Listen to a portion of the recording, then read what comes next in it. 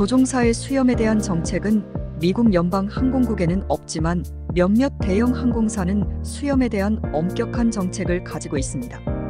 예를 들어 아메리칸 항공은 조종사가 근무를 시작하기 전에 면도를 말끔하게 해야 한다는 규정이 있습니다. 아메리칸 항공 대변인은 한 웹사이트에 수염이 있는 조종사에게는 실제 비행 업무를 허용하지 않습니다. 라고 설명했습니다. 안전이 최우선입니다. 안전은 우리 업계에서 가장 중요한 요소 중 하나입니다. 아메리칸 항공은 항공기 내 접을 수 있는 여분의 좌석을 이용하는 비번 승무원인 점프시터의 수염이나 구레나룻도 허용하지 않는 것까지 나아가고 있습니다. 일부 항공사에서는 얼굴에 수염을 기르는 것은 허용하지만 깔끔하게 다듬은 수염이나 콧수염으로 제한하고 있습니다. 델타 항공은 구레나룻이 귀를 덮지 않는 한 허용하며 콧수염도 입술을 덮지 않는 경우 허용합니다. 이는 까다로운 외모 규정이 아니라 1987년 마스크와 수염에 대한 안전성 검토의 결과에 따른 것입니다. 수염이 산소 마스크의 효율을 떨어뜨릴 수 있다는 보고가 있었고 여러 연구 결과 실제로 그런 상황이 나타났습니다. 마스크에 장착된 조절기를 갖춘 3가지 인기 있는 TS 우승인 승무원용 산소 마스크를 대상으로 수염으로 인해 성능이 저하되는지 확인하기 위해 테스트를 실시했습니다.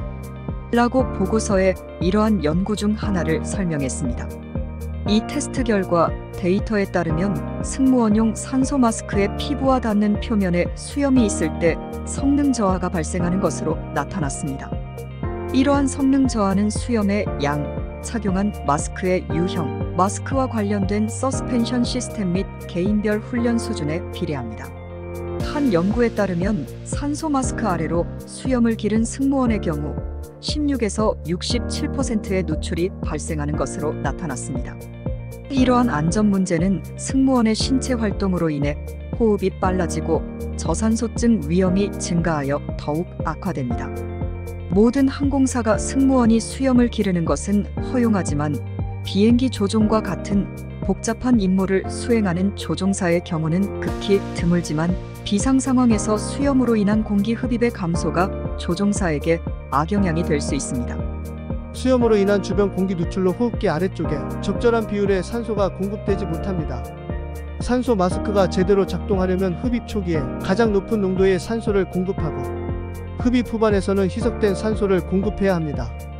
흡입 단계에 따른 산소의 농도가 총 산소량보다 더 중요한 요소입니다.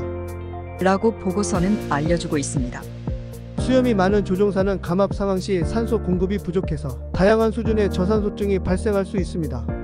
마스크를 제대로 착용하고 일반적인 비상 하강 절차를 따를 수 있다면 산소 공급 부족이 생명을 위협할 만큼 심각하지는 않지만 일시적으로 의식을 잃는 경우가 생길 수 있습니다. 오늘도 시청해주셔서 감사드리며 구독과 좋아요는 제작에 큰 힘이 됩니다.